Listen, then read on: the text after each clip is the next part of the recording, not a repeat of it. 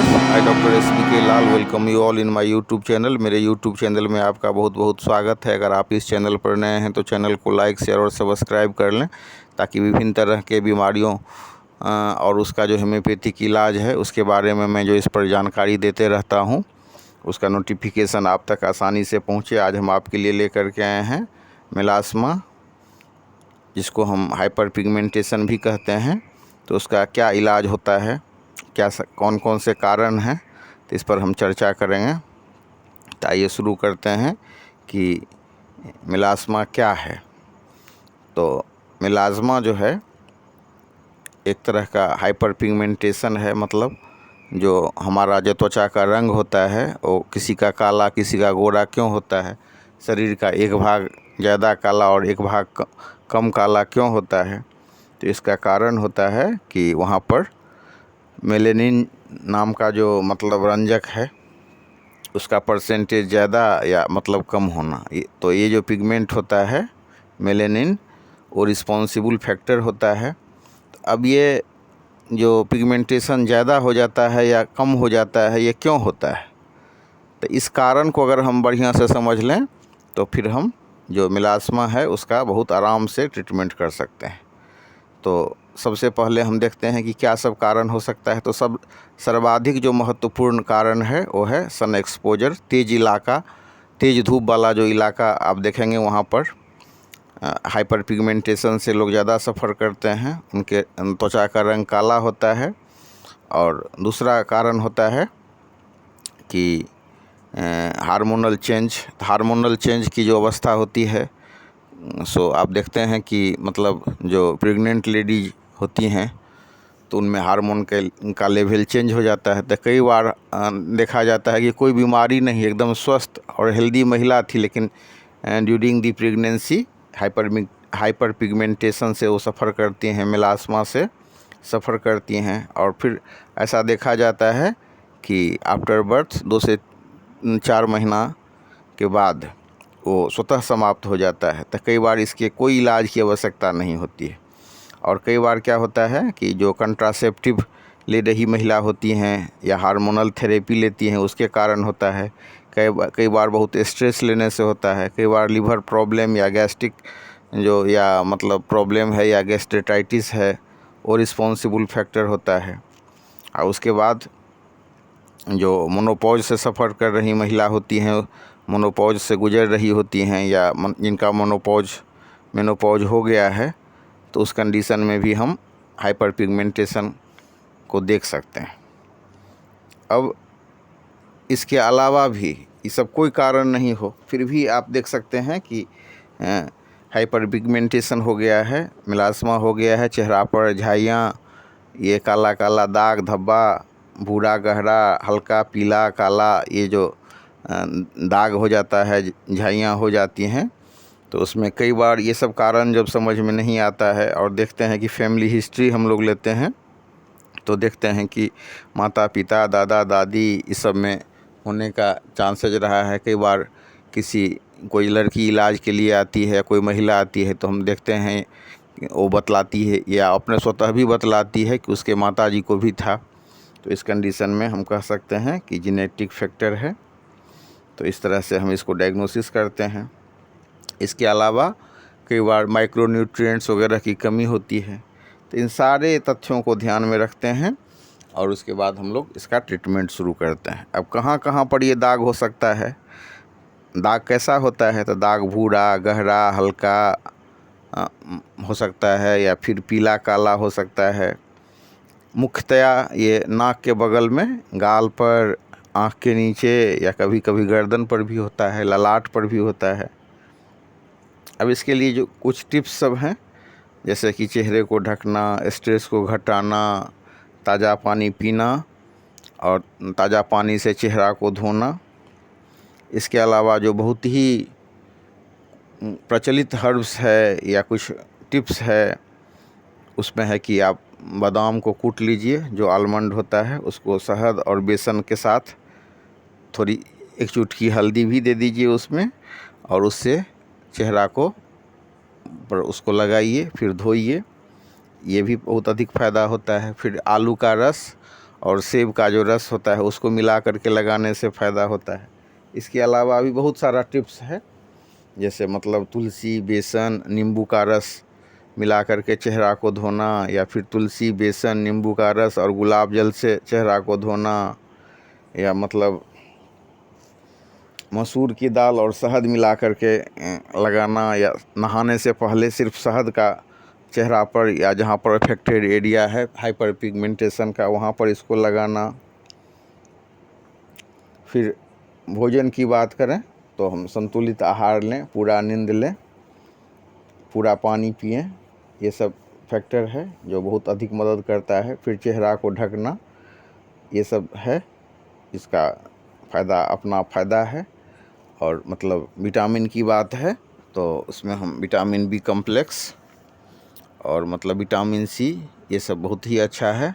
और जो प्रचलित हर्ब्स है, सदियों से हर्ब्स है, उसमें जैसे हल्दी और जैसे आंवला, ये बहुत ही अच्छा काम करने वाला है हर्ब्स है, और तो इस सब का उपयोग कर सकते हैं। तो अलग अलग तरह का जो हर्ब्स है, टिप्स है, सदियों से लोग इसको यूज करते आ रहे हैं लोकल लेवल पर, जैसे कि मतलब तुलसी हो गया, नींबू हो गया, बेसन हो गया, तो इस सब का प्रयोग किया जा सकता है। इसका साइड इफ़ेक्ट भी नहीं है और फिर इसका अपना फ़ायदा भी है।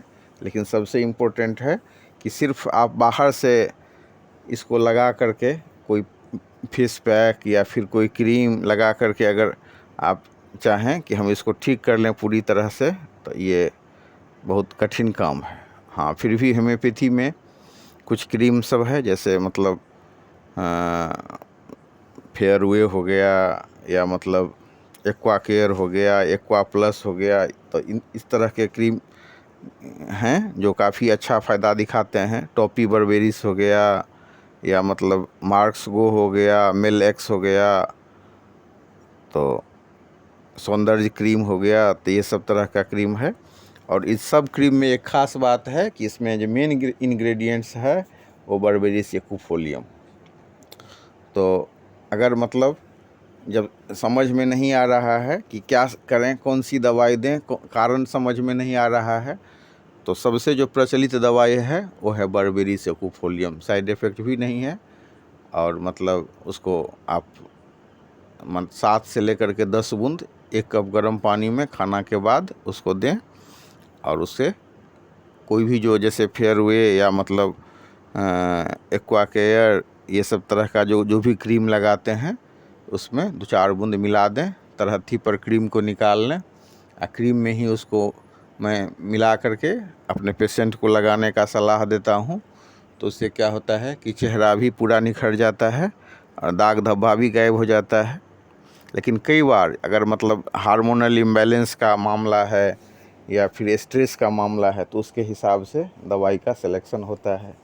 कौन से कंडीशन में दवाई माने ये सफ़र कर रही है महिला या पुरुष, कुछ मामलों में पुरुष में भी आप देख सकते हैं, लेकिन ज़्यादातर मामले में हम देखते हैं कि महिलाएं सफ़र करती हैं। तो उसी हिसाब से इसका दवाई का भी कॉम्बिनेशन है। बहुत सारी दवाइयाँ हैं जो होम्योपैथी में प्रिस्क्राइब की जाती हैं। अगर आप उसके लिस्ट को देखें तो ये ज़रूरी नहीं कि आप सब दवाई को लें, तो उसमें कुछ कुछ नुस्खा है जिस पर मैंने काम किया है। अब दवाई की बात करें होम्योपैथी में तो arsenic album, caulophyllum, berberis aquifolium Q, cimicifuga, sepia, natrum mur, lycopodium, asterias rubens, sulphur इत्यादि बहुत सारी दवाएं हैं। लेकिन जो सबसे प्रचलित दवाइयां हैं, अगर डाइल्यूशन में बात करें तो सिमिसिफ्यूगा 200 सुबह शाम मैं 3 से 4 बूंद खाने के लिए कहता हूं। और दूसरी दवा है सिपिया, उसको मैं रात में लेने के लिए कहता हूं, और भी 2 दिन के अंतर से। आज लिए तो फिर 2 दिन के बाद उसको लें।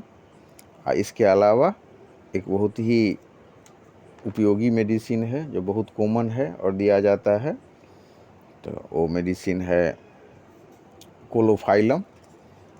तो कोलोफाइलम भी दिया जाता है इसमें। तो इस तरह से ये दवाइयाँ बहुत ही फ़ायदे कारक होती हैं।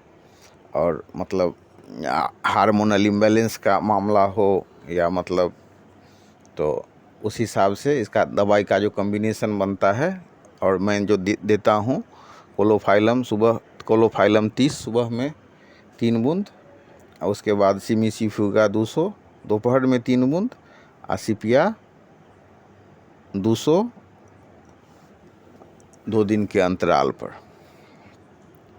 इसके अलावा मैं देखता हूँ और डायग्नोसिस करता हूँ कि किस तरह का मतलब दाग है, तो उसके हिसाब से भी अगर पीला लिए हुए दाग है और मतलब लीवर सफ़र कर रहा है, तो उस केस में मैं देता हूँ लाइकोपोडियम 30 सुबह शाम 3 बूंद, चेलिडोनियम 30 दोपहर रात, और सियोनेथस क्यू भोजन और नाश्ता के बाद। इसके अलावा पीला या मटमैला कलर का दाग है, पीरियड के समय में दाग ज़्यादा हो जाता है, पीरियड होने के बाद कम हो जाता है, तो बहुत ही अच्छी दवा है एस्टीरिया रूबेंस। और एस्टीरिया रूबेंस देने से पहले मैं क्या करता हूँ कि सल्फर 200 से इलाज प्रारंभ करता हूँ। फिर एस्टीरिया रूबेंस 30 सुबह में 3 बूंद, कैलकेरिया फॉस 30 दोपहर में 3 बूंद, और नेट्रम्यूर 30 शाम में 3 बूंद, और सीपिया 30 रात में 3 बूंद। तो ऐसे करके 1 से 2 सप्ताह तक चलते चलते देखिएगा कि काफ़ी अधिक फ़ायदा हो गया है। तो फिर जो है दवाई की मात्रा को घटा दी जाती है। फिर जो हम एस्टीरिया रूबेंस और सीपिया 30 देते हैं, और इस तरह से इलाज को आगे बढ़ाते हैं। और इसके साथ भी अगर तेज़ी से फ़ायदा लेना है तो बर्बेरिस एक्यूफोलियम क्यू 7 से 10 बूंद 1 कप गर्म पानी में डाल करके पीने की सलाह देता हूँ।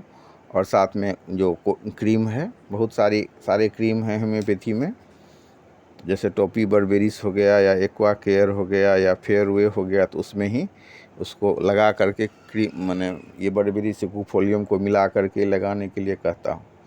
तो इसमें कुछ टिप्स सब है कि आप उसको डायग्नोसिस करें कि दाग कैसा है। अब जैसे मटमैला दाग के लिए है तो उसके लिए सल्फर 1 mg 15 दिन पर 1 खुराक मैं देता हूँ।